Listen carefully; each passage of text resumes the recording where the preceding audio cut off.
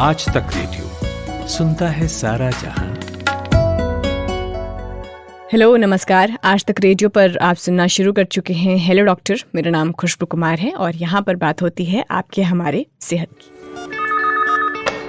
Hello doctor.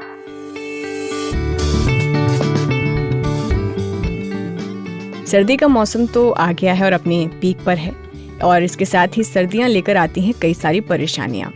ठंड तो हमें लगती है, ठिठुरने तो हम लगते ही हैं, हर समय रजाई में ही रहने का मन करता है। स्किन ड्राई होने लग जाती है, सो अलग मसल्स सिकुड़ने लग जाती है, हार्ट अटैक के मामले बढ़ जाते हैं। बदलाव सिर्फ इतना ही नहीं, शरीर में ब्लड का सर्कुलेशन धीमा हो जाता है। जैसे जैसे बाहर का तापमान गिरता है, शरीर में ये बदलाव दिखने शुरू हो जाते हैं। लेकिन एक समस्या और होती है, और इससे शायद आप मैं सभी रिलेट कर पाएंगे, और वो है सिर दर्द की समस्या। कुछ लोगों को तो सर्दियों में हर 2-3 दिन में सिर दर्द होता है। पेन किलर वो खाते हैं, कुछ देर के लिए आराम भी मिलता है, लेकिन जैसे ही असर उतरता है उसके बाद फिर से दर्द शुरू हो जाता है। जब भी हवा लगती है, यानी जब आप बाहर जाते हैं, ठंडी हवा चल रही है, तब तो ये दर्द और ज़्यादा बढ़ जाता है। अब किसी को मान लीजिए कि ऑफिस बाइक से, ऑटो से जाना हो, तो हेलमेट अगर आपने बाइक पर पहना है, बावजूद इसके हवा लग जाती है और दर्द शुरू हो जाता है। ऑटो रिक्शा का तो फिर आप क्या ही बताएं, आप मफलर पहन लीजिए, कैप पहन लीजिए, उसमें भी प्रॉब्लम होती है। तो आज के हेलो डॉक्टर में हम आपको बताएंगे कि आखिर सर्दियों में सिर दर्द की समस्या बढ़ क्यों जाती है और इसका इलाज क्या है। अगर आपके साथ भी ऐसा होता है तो सबसे पहले इसके कारण आपको बताएंगे, और इसके लिए मेरे साथ मणिपाल हॉस्पिटल में डॉक्टर CS नारायणन जुड़ गए हैं, जो कि न्यूरोलॉजिस्ट हैं। हाँ, नमस्ते जी। तो सर्दियों का मौसम तो शुरू हो चुका है, अब तो ठंड भी बढ़ चुकी है, और कई सारी दिक्कतें ठंड के मौसम में होती है, जिस पे हम लोग बातचीत हमेशा हेलो डॉक्टर पॉडकास्ट में करते हैं। और आज हमने सोचा कि हम एक ऐसे टॉपिक पर करें जो हम में से हर किसी को ये प्रॉब्लम होती है, लेकिन लोगों को ये समझ में नहीं आता कि करे तो करे क्या, और वो है सर दर्द की समस्या। जो लोग कहते हैं कि हवा लग गई है इसलिए सिर में जो है वो दर्द हो रहा है। तो सर्दियों में जो रह रहकर सर दर्द होता है, उसके पीछे डॉक्टर नारायणन क्या क्या वजहें आप देखते हैं? आपके पास किस तरह के पेशेंट आते हैं सर्दियों में सर दर्द की शिकायत को लेकर? हाँ, सर्दियों में one of the commonest types of headache जो होता है उसको कोल्ड स्टिमुलस हेडेक बोलते हैं, और जो हम समझते हैं उससे भी काफी ज्यादा कॉमन है। 15 से 35% लोगों में ये होता है, और बच्चों में इससे भी ज्यादा, तकरीबन 40 से 80% बच्चों को ये हो सकता है। और जो बच्चों में है उसमें मैन एंड वुमेन का कोई डिफरेंस नहीं होता है, बट अडल्ट्स में थोड़ा लेडीज में ज्यादा कॉमन होता है। और ये तब होता है जब हम ठंडे हवा में जाते हैं और ठंडे हवा के सांस लेते हैं, या कुछ ऐसे खाने की चीज खाते हैं जो बहुत ठंडा होता है, जो सॉलिड फॉर्म में, जैसे आइस क्यूब भी हो सकता है, लिक्विड फॉर्म में आइस वाटर जैसे हो सकता है, या एनवायरनमेंट जो ठंडी मौसम में हम जाते हैं, जैसे कुछ लोग डाइविंग करते हैं बिल्कुल फ्रीजिंग पानी में, उसमें भी हो सकता है। इसको कोल्ड स्टिमुलस हेडेक या ब्रेन फ्रीज या आइसक्रीम हेडेक काफी शब्द इस्तेमाल किया जाता है, and it is very common in winters. और ये देखा गया है कि ये जो कोल्ड स्टिमुलस हेडेक है, जैसे कोल्ड एक्सपोजर के, ठंडी के एक्सपोजर के बाद नॉर्मली 20 से 60 सेकंड तक ही ये इमीडिएटली मैनिफेस्ट होता है, एंड ये मोर कॉमन है जैसे फोरहेड में, माथे में होता है, या सर के साइड के हिस्से में जो टेम्पोरल रीजन बोलते हैं उसमें होता है। और जितना जल्दी शुरू होता है उतना ही जल्दी खत्म भी हो जाता है। नॉर्मली मैक्सिमम 5 मिनट के अंदर ये खत्म हो जाता है। एंड एज फार एज जो इंजेक्शन जो होता है, जो हमने बोला था ice water and ice cube, जो आइस वाटर लेते हैं उसमें ज्यादा मैनिफेस्ट होता है, जो आइस क्यूब वगैरह खाते हैं उसमें थोड़ा सा कम होता है। और ये इस टाइप का हेडेक जो है, जो जिनको पहले से माइग्रेन है उनमें भी ज्यादा देखा गया है। और कुछ और भी वजह हैं इसके लिए, जैसे जेनेटिक फैक्टर्स भी हैं। सो all this has been studied and a lot of research has gone on into this. और डॉक्टर नारायणन, ये कैसे हम समझेंगे लेकिन कि ये आम सिर दर्द है, या फिर ये जो सिर दर्द हो रहा है वो साधारण नहीं है? सर्दियों में? क्योंकि ऐसे तो कई लोग हैं जिनको प्रॉब्लम, जैसे मेरा अभी खुद जैसे मैं बात कर रही हूँ और बहुत देर तक पानी ना पिया हो तो सर दर्द होता है। तो मुझे समझ में आता है कि मेरे शरीर में पानी की कमी है, तो उसकी एक वजह है कि सर दर्द हो रहा है। तो कैसे, मतलब हमारे पास डिफ्रेंशिएट कैसे करेंगे हम कि ये सिर दर्द जो है वो साधारण नहीं है या फिर ज्यादा कंसर्निंग है? ये बहुत सही सवाल पूछा आपने। और इन चीजों के लिए, क्योंकि सर दर्द के बहुत वजह होते हैं और इन को क्लिनिकल डायग्नोसिस इन्वेस्टिगेशन के पहले ही डायग्नोसिस करने के लिए एक इंटरनेशनल क्लासिफिकेशन हेडेक डिसऑर्डर्स करके 3rd एडिशन, ये सब डॉक्टर्स इसी का मान्य करते हैं और उसमें क्लियर कट डायग्नोस्टिक क्राइटेरिया दे रखा है। फॉर एग्जाम्पल, जो headache due to cold stimulus, जो ब्रेन फ्रीज हेडेक जिसके बारे में हम जिक्र कर रहे थे, वो कम से कम 2 बार होना चाहिए और बिल्कुल माथे पे होगा या सर के साइड में होता है, कम से कम लोगों को 2 बार होना चाहिए। और ये भी होना चाहिए कि जैसे ये जो कोल्ड स्टिमुलस है, ठंडी स्टिमुलस है, उसके तुरंत बाद शुरू हो जाता है। जैसे ही हम इनहेल करते हैं, जब गहरी सांस लेते हैं ठंडी हवा का या कुछ ठंडी पदार्थ खाते हैं और जो हमारे मुंह के पिछले हिस्से में जाके वो बैठ जाता है, जो खाने की चीज जैसे आइसक्रीम हुआ या आइस क्यूब या आइस वाटर, उसके तुरंत बाद और 10 मिनट के अंदर ये बिल्कुल खत्म हो जाता है। और कुछ कुछ इसके सिम्टम्स के कैरेक्टरिस्टिक टाइप भी होते हैं। जैसे आइस वाटर लेते हैं, स्टैबिंग टाइप, जैसे चाकू मारने वाला टाइप उनको फीलिंग होता है। और जो आइस क्यूब वगैरह जो होता है, उनको हेडेक जैसे प्रेसिंग, जिसमें हेड में कोई दबाव जैसे कोई कर रहा है, उस टाइप का हेडेक होता है। बट इम्पोर्टेंट थिंग इज, जल्दी शुरू होता है, जल्दी खत्म हो जाता है। And it is always stimulus dependent, मतलब जब ये कोल्ड ठंडी पदार्थ से हमारा एक्सपोजर होता है तभी होता है, नॉट अदरवाइज।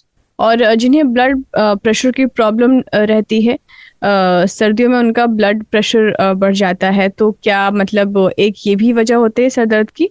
नहीं, सर दर्द के जैसे बहुत वजह होते हैं ठंडी के मौसम में। As I said, cold stimulus headache is not the only type of headache, but ये बहुत पेक्यूलियर टाइप है, इसीलिए हमने इसके बारे में थोड़ा ज्यादा बात किया है। बट ठंडी के मौसम में और भी वजह होते हैं हेडेक के। फॉर एग्जाम्पल, जैसे आपने जो ब्लड प्रेशर वगैरह होता है, जो वेजो कंस्ट्रिक्शन, जो खून की नली वगैरह जो कंस्ट्रिक्ट हो जाते हैं, पतले हो जाते हैं ठंडी के मौसम में, उसकी वजह से भी थोड़ा सा इसमें हो सकता है हेडेक प्रेशर। और कुछ कुछ और भी वजह हैं विंटर में और स्प्रिंग के पहले, जो पोलेंस, जो फ्लावर्स के पोलेंस जो होते हैं, उसके वजह से एलर्जिक राइनाइटिस, जो नोज का एलर्जी होता है, वो भी हेडेक को ट्रिगर्स कर सकते हैं। और जो लोग कमरे में बंद रहते हैं और अंगीठी वगैरह चलाते हैं फॉर कीपिंग देमसेल्व्स वार्म, उसमें कार्बन मोनोऑक्साइड पॉइजनिंग का भी एक वजह हो सकता है, क्योंकि कार्बन मोनोऑक्साइड का buildup is one of the strong potent causes of headache.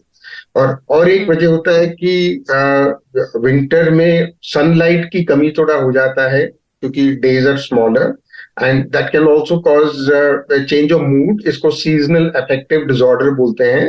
And ये भी हमें हेडेक प्रेसिपिटेट कर सकता है।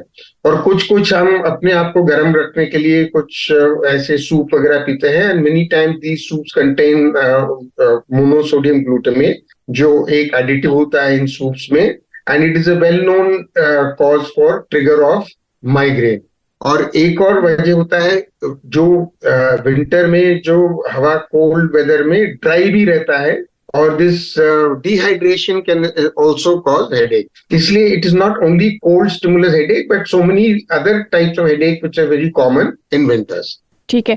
और जब जैसे मान लीजिए कि किसी को बाहर काम करने के लिए जाना पड़ता है, उसे सर दर्द होता है, तो कोई काम पर जा रहा है बाहर, उसको मान लीजिए रिक्शा से ट्रैवल करना है, ऑटो से ट्रैवल करना है या बाइक से ट्रैवल करना है, गाड़ी से जा रहे हैं, तो कैसे, मतलब क्योंकि हवा तो चलती है और हवा से भी प्रॉब्लम होती है, जैसे हम लोग आम भाषा में कहते हैं कि हवा लग गई है सर में, इसलिए सर दर्द जो है वो हो रहा है। तो बाहर जाते वक्त सर्दियों में जिन्हें ये प्रॉब्लम होती है, वो क्या क्या चीजें कर सकते हैं ताकि खुद को इस समस्या से बचाए रखें? ये हमें ठंडी मौसम से बचाने का पूरा प्रयास करना चाहिए। One of the most important things, of course, जो लेयर्स है कपड़े वार्म भी होना चाहिए, और मल्टीपल लेयर्स में ये देखा गया है कि ऑफ कोर्स जो शरीर का बॉडी हीट है is much more preserve than a single layer और 2 लेयर्स। इसलिए जितने लेयर्स हो सकते हैं उतने पहनने से हमें ठंड से बचाव हो सकता है। और दूसरा, ये जो फेस हमारा ज्यादातर अनकवर्ड रहता है, फेस और हेड, सो इन चीजों को हम कुछ ऊपर टोपी पहन लें, जो कैप टाइप पहन लें, और अपने कान को बचाव करने ईयर मफ्स वगैरह होते हैं, पर्टिकुलरली ये जैसे आपने बोले जो रिक्शा वगैरह चलाते हैं या साइकिल चला के जाते हैं, उनको जो if they wear ear muffs, it's very easily available, बहुत सस्ते भी होते हैं, और कान से escape of heat is quite a bit. तो हम ईयर मफ्स पहनने से इस टाइप का हेडेक तो विंटर में जो ठंडी हवा से बचाव भी कर सकते हैं, एंड एज ए कॉन्सिक्वेंस जो इस टाइप का हेडेक को भी हम प्रिवेंट कर सकते हैं। ठीक है। और बच्चों के लिए क्या मतलब वो एडवाइस आप देना चाहेंगे, जो छोटे बच्चे हैं उनके लिए? क्योंकि छोटे बच्चे उनको लाइक सर दर्द होती है तो वो वॉमिटिंग भी करते हैं। उनको we must make sure that protection from cold weather, और ठंडी मौसम से उनके भी, जितना एडल्ट्स का हमने बताया था उनको बच्चों को भी करना चाहिए, और उनको ये भी इंश्योर करना चाहिए कि अच्छा क्वालिटी के स्लीप मिले। जो स्लीप में इरेगुलर जो पैटर्न होता है, कभी वो कम हो गया, कभी अनरिफ्रेशिंग स्लीप जो बोलते हैं हमको, जब नींद खुलने पे हमें फ्रेश नहीं लगता है, उस टाइप का sleep is not good. So regular timing of sleep and adequate sleep should be there. और मील्स को भी हम स्किप नहीं करना चाहिए। It is better to have meals at a proper time. कभी भूख लग रहा है, कभी ज्यादा एपिटाइट हो रहा है, इसलिए हम कुछ कुछ फास्ट फूड वगैरह खा रहे हैं। उस टाइप का अनहेल्दी ईटिंग हैबिट से भी हेडेक बढ़ता है। पानी खूब पीना चाहिए, बच्चों को भी खूब पानी पिलाना चाहिए। और कुछ कुछ ऐसे टाइप्स ऑफ कोला जिसमें कैफीन होता है, या कॉफी टी वगैरह, इसका इस्तेमाल कम करना चाहिए। और अडल्ट्स में alcohol and tobacco are well known triggers of headache, so we must definitely avoid them. And जब विंटर में हम काफी दिन के लिए सनलाइट कम होता है, जो मौसम ऐसे खराब चल रहा है कि रेनी वेदर टाइप हो रहा है, क्लाउडी वेदर है, जब हमारे body is not able to produce enough of vitamin D, then we must also have foods which are rich in vitamin D like fish and eggs. So and of course whenever जब भी हमें opportunity मिलता है, हमें धूप में बैठना चाहिए विंटर में। एंड रेगुलर एक्सरसाइज जो मॉडरेट इंटेंसिटी के, काफी ये नहीं कि हमें बहुत भारी जोरदार एक्सरसाइज करना है। 15 से 20 मिनट हम ब्रिस्क वॉकिंग करेंगे एवरी डे, और if not every day at least 5 times in a week। कुछ साइकिलिंग करेंगे, कुछ और बाहर ही नहीं निकल सकते हैं तो अंदर भी घर में कुछ वर्कआउट कर लें, कि अपना फिटनेस लेवल को बढ़ा के रखने से ये सभी चीज हम करेंगे तो डेफिनेटली जितना हेडेक से हम सफर करते हैं नॉर्मली इन विंटर्स, उसको काफी हद तक हमें रिलीफ मिलेगा। ठीक है। और जब ये सर दर्द होता है तो हम लोग अक्सर दवाइयाँ भी लेते हैं, जो ओवर द काउंटर्स दवाइयाँ मिलती हैं, जैसे डिस्प्रिन हो गया, ये सबसे ज़्यादा कॉमन लेने वाली दवाइयाँ हैं। कितना खतरनाक हो सकता है हर छोटे छोटे दर्द में इस तरह की दवाइयाँ लेना? जैसे हमने बताया, जो कोल्ड स्टिमुलस हेडेक जिससे हमने बात शुरू की थी, उसके लिए actually there is no treatment. उसके avoidance of cold stimulus is the only treatment. जैसे किसी को ऐसे होता है तो they must avoid eating like cold stuff like ice cream, और take things ice water, ice cubes वगैरह अवॉइड करने से वही ठीक। बट बाकी चीजों में, जैसे हमने माइग्रेन बोला था, क्लस्टर हेडेक है, उनके लिए स्पेसिफिक ट्रीटमेंट है, जो दर्द की गोली वगैरह जरूर ले सकते हैं, but of course in moderation, बहुत ज्यादा नहीं लेना चाहिए। But one important thing, for example when a person has got migraine, ये सब दवाई नॉर्मली हम ऐसे लेते हैं कि थोड़ी देर रुक जाते हैं, अपने आप चले जाएगा, we take it after few hours. ऐसे नहीं होना चाहिए। हमें जो ये दर्द की गोली जैसे पैरासिटामोल हुआ, उसको तुरंत लेना चाहिए। जब तुरंत लेते हैं उसका इफेक्ट ज्यादा होता है। जो विंटर में जो माइग्रेन्स होते हैं, ऑफ कोर्स ऐसे नहीं होगा कि रोज होगा, मैं भी हफ्ते में एक बार है, महीने में 3-4 बार होता है। We can definitely take medicine, and one of the safest medicine to take it is paracetamol without prescription over the counter. But important thing is also, like I said, तुरंत ले लेना चाहिए उसको। Don't wait for the headache to build up. But बाकी सब दवाई randomly नहीं खाना चाहिए, जैसे अल्ट्रासेट हुआ, जिसके ओपियोइड्स बोलते हैं। Strong medicine definitely one should avoid. Stick to paracetamol. उसे ठीक नहीं होता तो डॉक्टर की सलाह लें। और जब ये सर दर्द होता है डॉक्टर नारायणन, तो हम अक्सर ये लोग कहते हैं चाय P low, coffee P low, इस तरह की चीजें मतलब हम ज्यादा क्वांटिटी में बढ़ा देते हैं, तो वो फिर किस तरह का नुकसान करती है सर दर्द में? क्या हम कैफीन जो होता है, जो कॉफी एंड टी में होता है, some people get relief also with a strong cup of coffee, but इन कुछ और लोगों में ये प्रेसिपिटेट करता है भी हेडेक। इसलिए आपको अपने बॉडी को समझना चाहिए जो आपको रिलीफ देता है कि ये हेडेक को आपको प्रेसिपिटेट करता है, वो ट्रिगर करता है। But definitely excess of caffeine is not allowed. So एक दिन में 2 या maximum 3 cups of strong coffee से ज्यादा बिल्कुल नहीं पीना चाहिए। Tea is a little lighter, but we must also understand जो कैफिनेटेड बेवरेजेस होते हैं, जो कोलर ड्रिंक्स हैं, उसको भी अवॉइड करना चाहिए। But having said that, hydration is very important. इसलिए कम से कम 1.5 से 2 लीटर पानी जरूर पीना चाहिए। And if you keep a record, कभी कभी हम भूल भी जाते हैं अपने बिजी लाइफ में कि हम कितने पानी पी रहे हैं। देयर आर इनफैक्ट आजकल इतने तरक्की हो गया कि कुछ ऐप भी हैं, कुछ स्मार्ट वॉचेस में भी ऐसे रिमाइंडर आ जाते हैं कि आप अपना डोज ऑफ पानी नहीं पिया, so it will give you an alarm and so you should drink. So जिनको याद नहीं रहता है, these apps are also very useful, but all in all, hydration is very important. You must keep it at about 1.5 to 2 liters in a day of water at least. And as far as the beverages go, it's not completely, I mean, हमें जीवन में खुशी भी होना चाहिए, so it's not like you should never have it, but have it in moderation. Thank you so much, Dr. C.S. Narayanan. Thank you so much. Always a pleasure talking to you.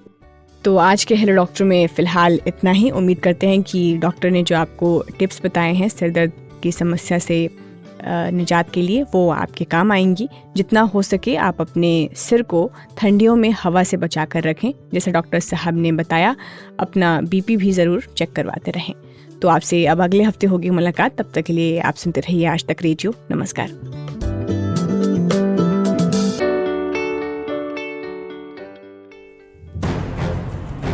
युद्ध का आरंभ होना है, अन्याय के विरुद्ध न्याय की हुंकार उठेगी। दंड की सीमा का विस्तार होगा। हिरण्याक्ष, मैं वरा तुम्हारे प्राण हरने आया हूँ। यहाँ प्रायश्चित का अवसर भी मिलेगा। प्रभु, मुझसे भूल हो गई, मुझे क्षमा कर दीजिए। और सत्य असत्य की तुलना की जाएगी। तू क्षमा के लायक नहीं है दुष्ट। शंखनाद हो चुका है। देव और दानव युद्ध के मैदान में हैं, किंतु विजय किसकी होगी?